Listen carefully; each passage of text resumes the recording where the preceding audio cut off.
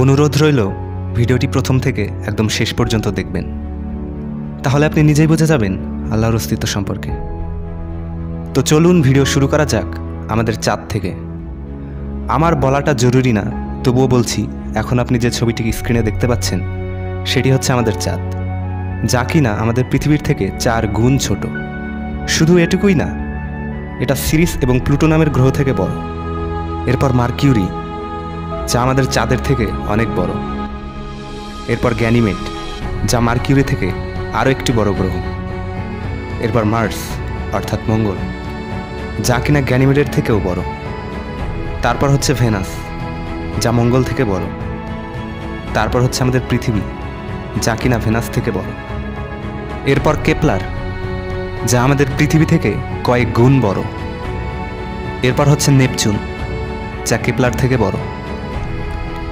এরপর ইউরেনাস, যা কিনা নেপচুন থেকে বড়। এরপর স্যাটার্ন, যা ইউরেনাস থেকে কয়েক গুণ বড়। এরপর টুম্যাস, যা স্যাটার্ন থেকে বড়।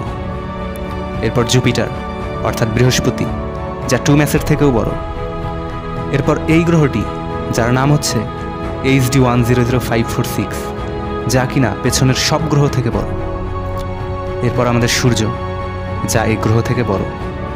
সূর্য থেকে বড় হচ্ছে সিরিয়াস, যেটি কিনা আকাশের সবচেয়ে উজ্জ্বলতম তারা। এরপর পোল্যাক্স, যা সিরিয়াস থেকে বড়।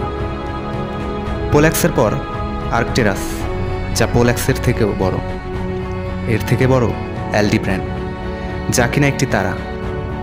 এর থেকেও বড় হচ্ছে রাইজেল, যাকে ব্লু সুপার জায়ান্ট বলা হয়ে থাকে। এর থেকেও বড় হচ্ছে পিস্টল স্টার। এর চেয়েও বড় হচ্ছে অ্যান্টারিস, যাকে রেড সুপার জায়ান্টও বলা হয়। আর এর চেয়েও বড় বিটেলজুস। এরপর ক্যানিস মেজরিস, যা এই সকল তারা হতে অনেক বড়। আর এর চেয়েও বড় EY স্কুটি। এ সকল তারা আমাদের গ্রহ থেকে অনেক অনেক অনেক বড়। এবার এই ভিডিওটিকে জুম আউট করতে করতে আমরা পুরো মহাবিশ্বের আকার পর্যন্ত যাচ্ছি। কি এই মহাবিশ্ব? কত বড় এই মহাবিশ্ব? শুধু দেখুন ভিডিওটি। এরপর হয়তো আপনার নিজের ভেতর থেকেই উত্তর চলে আসবে, এই মহাবিশ্বের তুলনায় আমরা কত নগণ্য। এখন যে দৃশ্যটি আপনি দেখছেন, সেখানে লাখো কোটি তারা রয়েছে। এটি হচ্ছে আমাদের গ্যালাক্সি, যেখানে লাখো কোটি গ্রহ তারা যে যার অবস্থানে বিদ্যমান। আর এই কোটি কোটি তারা আর গ্রহ মিলেই তৈরি আমাদের মিল্কি ওয়ে গ্যালাক্সি। এটি হচ্ছে আমাদের আকাশগঙ্গা, যার সীমা অপার, যেখানে রয়েছে কয়েকশো কোটি গ্রহ নক্ষত্র। এটি হচ্ছে আমাদের মিল্কি ওয়ে গ্যালাক্সি।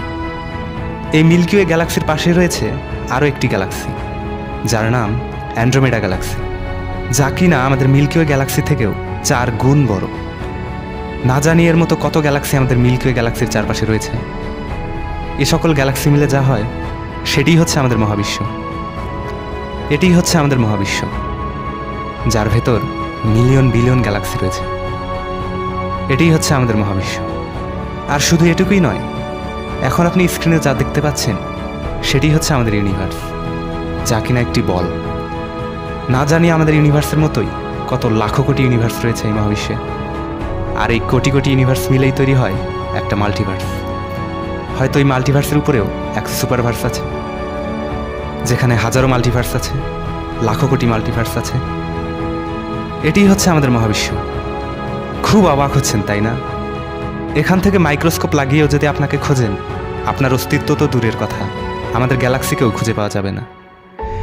ভিডিওটি দেখে একবারও কি ভেবেছেন যে এগুলো আসলো কোথা থেকে? কোথা থেকে আসলো এই মহাবিশ্ব? কে বানালো এই মহাবিশ্ব?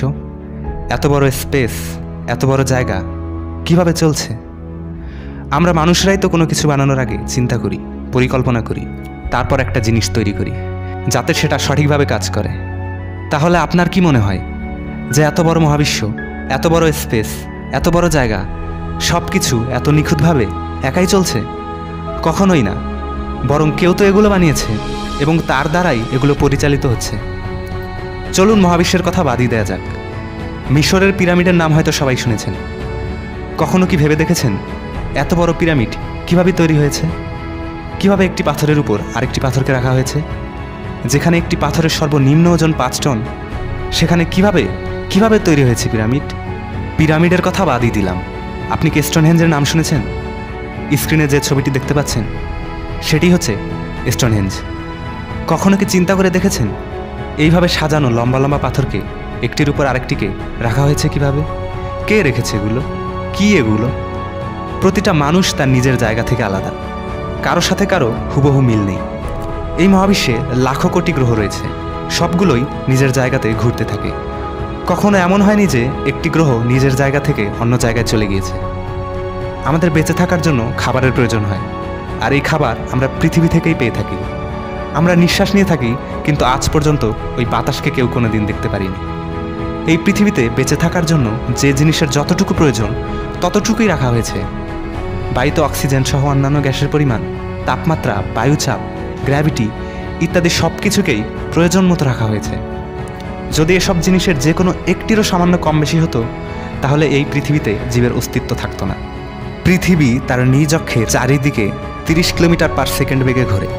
এই ঘোরার গতি যদি সামান্য পরিমাণও কম বেশি হতো, তাহলে আমরা সুশৃঙ্খলভাবে বসবাস করতে পারতাম না। সূর্যের ক্ষতিকর রশ্মি থেকে বাঁচার জন্য পৃথিবীতে ওজোন স্তর রয়েছে। এটা না থাকলে পৃথিবীতে কোনো জীব বাস করতে পারত না। বসবাসের জন্য যে সব জিনিসের প্রয়োজন সব কিছুই দেওয়া হয়েছে। এর পরেও কি আপনার মনে হচ্ছে যে সব কিছু এত নিখুঁতভাবে একাই চলছে? কখনোই না। বরং এমন একজন আছেন যিনি এই সব কিছুকে বানিয়েছেন, সব কিছুকে চালাচ্ছেন। তিনি আর কেউ নন, তিনি হচ্ছেন সব কিছুর মালিক, আমাদের সৃষ্টিকর্তা মহান আল্লাহ। তার পরিচয় সম্পর্কে আসলে আমাদের কোনো ধারণাই নেই। সকল প্রশ্নের উত্তর আপনি 1400 বছর আগে কোরআনে পেয়ে যাবেন। মন দিয়ে কোরআন পড়ুন, আল্লাহকে জেনে যাবেন।